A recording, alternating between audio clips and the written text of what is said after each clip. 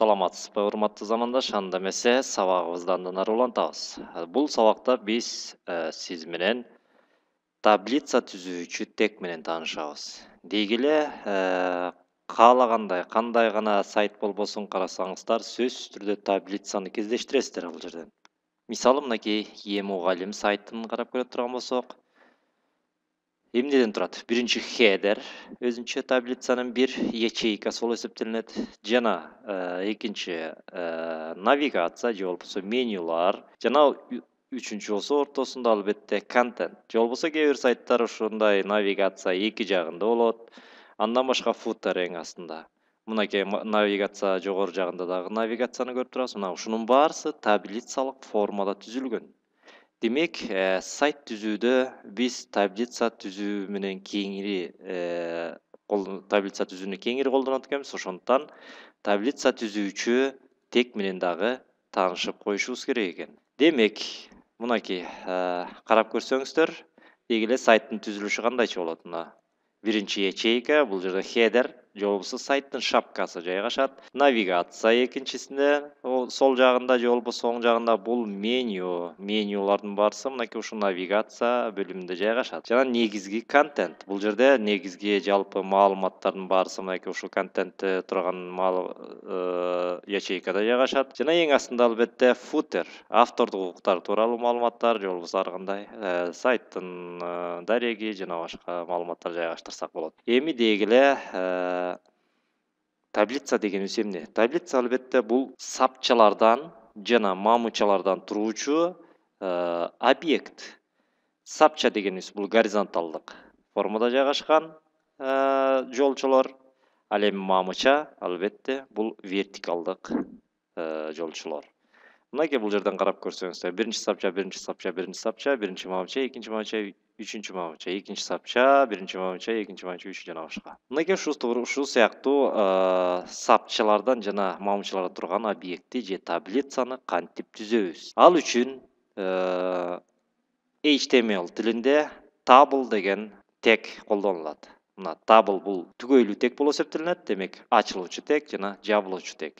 Ал эми ошол table деген тегдин ичинде биз сапчаларды жана мамычаларды кое беребиз. Демек tr дегенибиз албетте бул сапча болуп эсептелинет экен. Ал эми tды бул мамыча же ячейка же уяча деп айтабыз. Кана ушундай формада түзүлгөн, мисалы үчүн таблицаны биз жасап көрөлү. Мисалы муну эле көчүрүп көрөлү.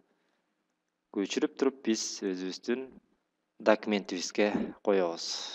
Так, мынакей, мен коюп турмун бул жерге. Мынакей table деген тегти жазабыз, биринчи ачылуучу жана жабылуучу.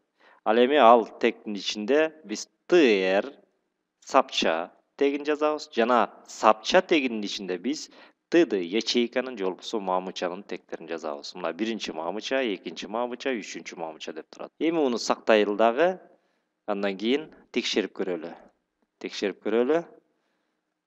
Демек, обновить же болбосо F5 клавишасын бассак, мынакей биринчи мамыча, экинчи мамыча, үчүнчү мамыча. Бирок эмне үчүн бизде таблицабыздын сызыктары же болбосо чектери жок? Анткени биз ал чектерди бере элек. Чектерди бериш үчүн эмне кылышыбыз керек? Мынакей бул жерде карап көрсөңүздөр, ушул эле презентацияда ал таблицанын атрибуттары бар.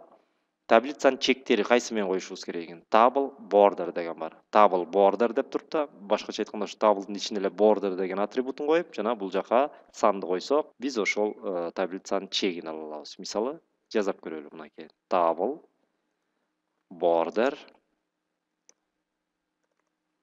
деген бул рамка деген түшүндүрөт. Барабар, мисалы 1 деп коелу. Сактайбыз. Кайра көрөлү. Обновить. Мынакей биздин таблицанын чектери түштү. Эми бул биздин сүрөтүбүздүн бул жагында болуп атат. Сүрөтүбүздүн астына жайгаштырыш үчүн биз мына сүрөттүн түздөөнү атрибутун өзгөртүп көрөлү. Анын үчүн кайра киребиз дагы. Мынакей сүрөт дегенибиз могу жерде болчу. Биз align left деп койгонбуз сол жагында деп, муну биз top деп коебуз. Же болбосо үстүндө. Top деп жазабыз дагы, сохранить.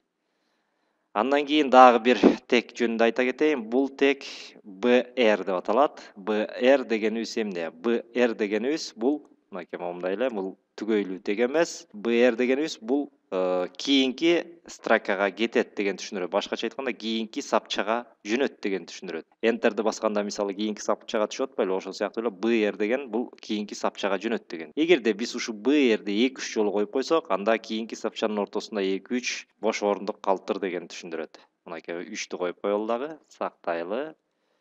Эми жыйынтыгын көрөлү. Жаңыртабыз. Мынакей 2-3 сапча калып кетти дагы, калды дагы бул жактан биздин таблицабыз чыкты. Эми мынакей карап көрсөңүздөр, биринчи мамыча, экинчи мамыча, үчүнчү мамыча, бирок биринчи эле сапча болот. А биз экинчи сапчаны да түзүп көрөлү. Экинчи сапчаны түзүп көрөлү. Анын үчүн кайра киребиз дагы. Мынакей биз муну эле көчүрүп коебуз экинчи сапчаны түзүш үчүн. Ctrl-C дейбиз дагы. Ушунун астына эле кайра Ctrl-V. Мына бул демек биздин экинчи сапча болду. TR бул биринчи сапча, TR экинчи сапча. А бул биринчи мамыча, экинчи мамыча, үчүнчү мамыча кете берет бул дагы. Эми могу жерге мындай деп жазып койсок да болот. Мисалы биринчи сапча, биринчи мамыча, сапча, биринчи мамыча. Ушуну эле көчүрөйүн дагы. Ctrl-C, Ctrl-V, Ctrl-V. Булардын баары биринчи сапча болду. Эми кайра эле ушул жерге биз экинчи сапча деп жазабыз. V, Ctrl-V, Ctrl-V. Бул экинчи сапча, жана экинчи сапча. Мынакей башкача айтканда биз ошо ячейканын ичиндеги маалыматты муну TT деген тегтердин ичине жазышыбыз керек экен. Кана эми муну сактайбыз дагы, жыйынтыгын карап көрөлү. Жаңыртабыз. Мынакей биринчи сапча биринчи мамыча, биринчи сапча экинчи мамыча, биринчи сапча үчүнчү мамыча, экинчи сапча биринчи мамыча, экинчи сапча экинчи мамыча, экинчи сапча үчүнчү мамыча. Мынакей биздин таблицабыз түштү. Эми биздин таблицабыз мынакей биздин жазган ичинде жазылган жазуунун эле чегинде болуп атат. Башкача айтканда эмне үчүн биздин таблицабыз мына аягына чейин болгон жок.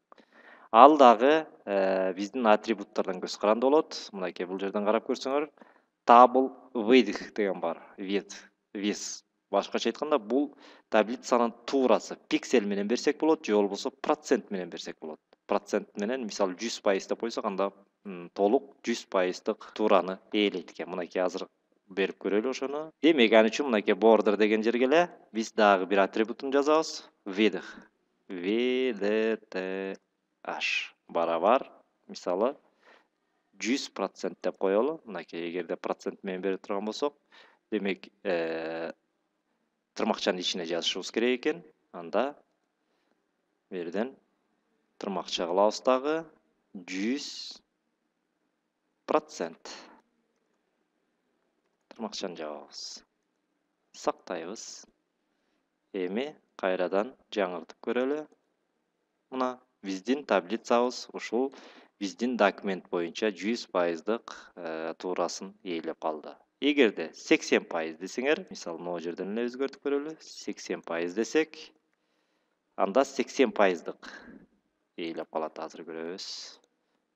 Мынакей кайрадан жаңыртабыз. Мына 80%. Жана башка. Мынакей ушул жерден пайыздарын берүү менен башкача айтканда таблицанын туурасын дагы чоюп же кичирейтип алсаңыздар болот экен. Таблица менен таанышуу сабагы азырынча ушуну менен аяктады. Кийинки сабакта да бул таблица боюнча таблица тегинин ар кандай дагы атрибуттарын улантабыз. Анда эмесе бул сабак ушуну менен аягына чыкты. Кийинки сабактан жолугушканча сак саламатта болуңуз.